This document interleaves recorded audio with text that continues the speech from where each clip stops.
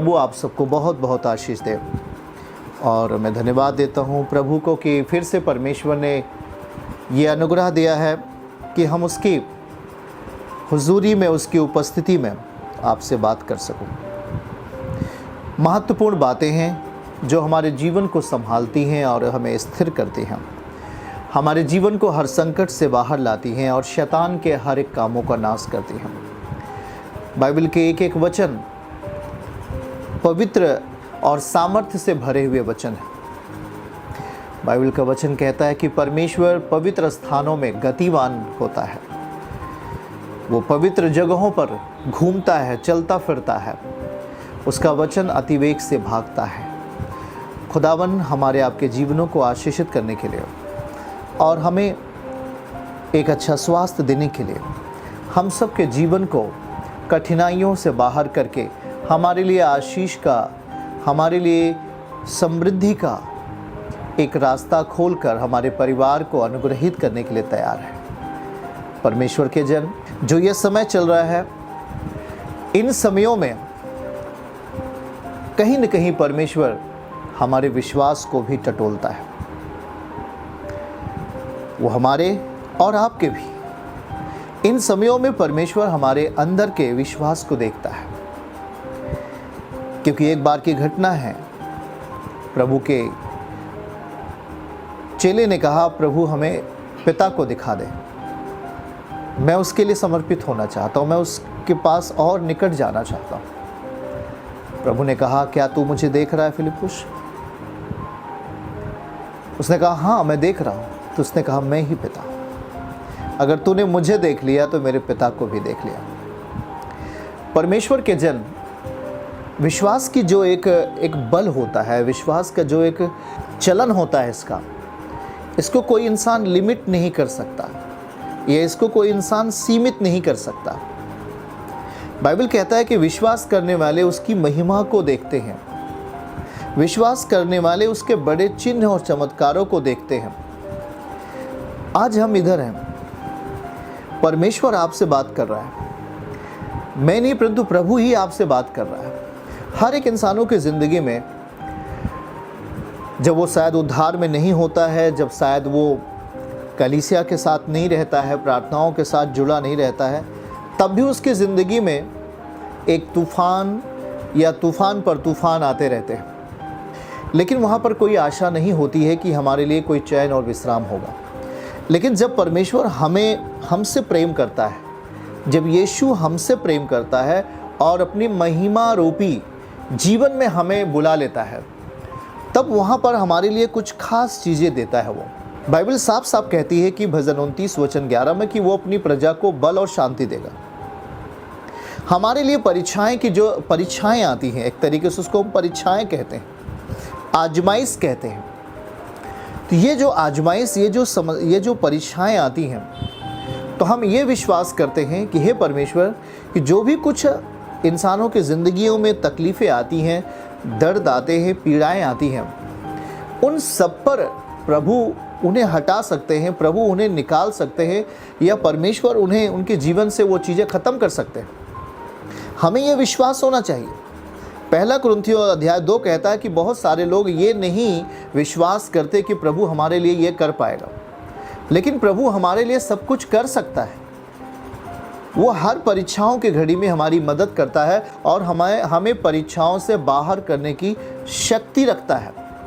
तो आज जब आप परमेश्वर के साथ संगति कर रहे हैं, तो हमारे विश्वास में जब परमेश्वर की वचन की बहुमूल्य चीज़ें आती हैं, जब हम वचन के करीब आते हैं, तो बाइबल कहता है कि रोमियो अध्याय 10 वचन 17 में कि ये जो विश्वास है, ये कैसे आता है? ये वचन को सुनने के द्वारा आता है, मसीहत के, उस मसीह के निकट रहने के द्वारा हमारे जीवन को वो शक्तिशाली बनाता है। और ये जो जब विश्वास हमारी ज़िंदगी में बढ़ता है, विश्वास का दायरा हमारी ज़िंदगी में बढ़ता है, तो हमारे लिए बहुत सारी बहुमूल्य चीज़ें हमारे लिए आ जाती हैं, क्योंकि विश्वास करने वालों के लिए सब कुछ संभव है। आपको एक स्त्री के विषय में पता होगा, मत्ती 15 अध्याय में हम उसे पढ़ लेंगे 21 आयत से, देख लें। और वहाँ पर अगर हम उस कनानी स्त्री के बारे में अगर हम समझें कि कनानी स्त्री अपनी बेटी को किस तरह से उसके जीवन में छुटकारे को देख पाती है। वो कनानी स्त्री किस रीति से प्रभु के सम्मुख उपस्थित होती है कि उसकी बेटी चंगी हो जाती है। उसकी बेटी की जो ज़रूरत थी वो मिल जाता है। अब उसकी बेटी की क्या ज़रूरत थी? उसकी बेटी बहुत बीमार थी और उसकी बेटी को एक दुष्ट आत्मा सता रहा था। इसे हम मरकुस में भी पढ़ लेंगे 7:24 से लेकर 30 तक, लेकिन यहाँ हम मत्ती में देख पा रहे हैं कि उसकी बेटी जो है बहुत पीड़ा में है, बहुत समस्या में है और दुष्ट आत्मा उसे सता रहा है। और वो यीशु मसीह के पीछे पीछे, वहाँ लिखा क्या है पढ़िएगा, यीशु वहाँ से निकलकर सूर और सैदा के प्रदेश की ओर चला गया और उस प्रदेश से कनानी स्त्री निकली और चिल्लाकर कहने लगी, हे प्रभु दाऊद की संतान मुझ पर दया कर। हे प्रभु दाऊद की संतान मुझ पर दया कर, मेरी बेटी को दुष्ट आत्मा बहुत सता रहा है। अगर आप ध्यानपूर्वक इन संदेश को सुने तो वो ये चिल्लाती हुई आ रही है कि हे प्रभु मुझ पर दया कर, मेरी बेटी पर दया कर, क्योंकि मेरी बेटी को दुष्ट आत्मा बहुत सता रहा है। और वो चिल्लाती हुई आ रही है, लेकिन यहाँ 23 पद में लिखा है कि प्रभु ने उसे कुछ भी उत्तर नहीं दिया। इसका अर्थ ये नहीं कि प्रभु नहीं चाहते, इसका मतलब ये नहीं कि प्रभु नहीं सुन रहे हैं, इसका मतलब ये नहीं कि परमेश्वर दया नहीं कर रहा है, इसका मतलब ये नहीं कि परमेश्वर कनानी स्त्री को चंगा नहीं करना चाहता। यहाँ पर बात कुछ और है। वो केवल चिल्लाती थी, हे प्रभु हे प्रभु हे प्रभु दया कर दे, मेरी बेटी दुष्टात्मा में पड़ी हुई है, उसे दुष्टात्मा सता रहा है, उसे पीड़ा है, उसे चंगाई दे दे, उसे छुटकारा दे दे। वो चिल्ला रही है। प्रभु के सामने आने के लिए उसको जो चाहिए वो उसके पास नहीं है। और याद रखिएगा, वहाँ पे प्रभु ध्यान नहीं देता है, कुछ भी उत्तर नहीं देता है। और उसके चेले कहते हैं, प्रभु इसे विदा कर, क्योंकि वो चिल्लाती हुई तेरे पीछे आ रही है। तो परमेश्वर ने क्या कहा, इज़राइल के घराने की खोई हुई भेड़ को छोड़ मैं किसी के पास नहीं भेजा गया। पर वह आई 25 आयत अगर आप ध्यान से पढ़ें, लिखे पर वह आई और यीशु को प्रणाम करके कहने लगी, हे प्रभु मेरी सहायता कर। उसने उत्तर दिया, लड़कों की रोटी लेकर कुत्तों के आगे डालना अच्छा नहीं। 27 में लिखा है, उसने कहा, सत्य है प्रभु, पर कुत्ते भी वह चूर चार खाते हैं जो उनकी स्वामियों की मेज से गिरते हैं। इस पर यीशु ने उसको उत्तर दिया, हे स्त्री तेरा विश्वास बड़ा है,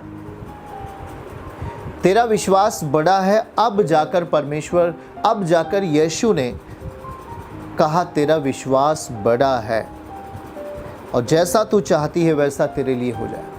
प्रभु ने जो कुछ वहाँ कहा कि लड़कों की रोटी लेकर कुत्तों को आगे डालना सही नहीं है, उसने कहा प्रभु वो चूर चार जो राजा की, उसने कहा कि हे प्रभु मेरी सहायता कर। फिर उसने कहा कुत्तों के आगे डालना अच्छा नहीं। उसने कहा सत्य है प्रभु, पर कुत्ते भी वो चूर चार खाते हैं जो स्वामियों की मेज से गिरते हैं। उसने अपने आप को किस रीति से नम्र किया, किस रीति से अपने आप को प्रभु के सामने पेश किया, ये बहुत बड़ी चीज़ है।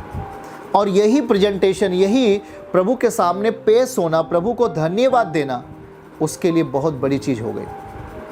और उसने कहा कि तेरा विश्वास बड़ा है, हे स्त्री चली जा, तेरा विश्वास बड़ा है, जैसा तू चाहती है तेरे लिए वैसा ही हो जाए। प्रभु को कहने की ज़रूरत भी नहीं कि जा तेरी बेटी ठीक हो गई। आपकी प्रेजेंटेशन कैसी होनी चाहिए, आप प्रभु के सामने किस रीति से प्रकट हो रहे हैं, आप प्रभु के सामने किस रीति से उपस्थित हो रहे हैं, ये बहुत बड़ी चीज़ होती है। प्रभु को ये कहना नहीं पड़ेगा कि जा तू ये सही हो जा। हाँ, उसने कहा कि जैसा तू चाहती है, क्या लिखा है वहाँ, लिखा है जैसा तू चाहती है तेरे लिए वैसा ही हो। इसका अर्थ क्या है कि उस स्त्री ने अपने आप को समझ लिया कि प्रभु की महिमा करना, प्रभु के सम्मुख जाना और उसे धन्यवाद देना ही हमारा जय है, हमारा असली छुटकारा है। तो प्रिय भाई जन, इस बात को आप ज़रूर समझें कि हम परमेश्वर के वचन से लग करके, उसके वचन को अपनी ज़िंदगी में धारण करके और वचन को समझ करके हम हर कठिनाइयों के पार जा सकते हैं। चर्च की सभी प्रार्थनाओं को और परमेश्वर के दास के द्वारा टीचिंग सुनने के लिए और अपडेट्स को जानने के लिए हमारे इस चैनल को सब्सक्राइब करें और साथ में बेल आइकन को जरूर दबाएं ताकि जब भी लाइव प्रार्थना हो तो सबसे पहले आप देख सकें।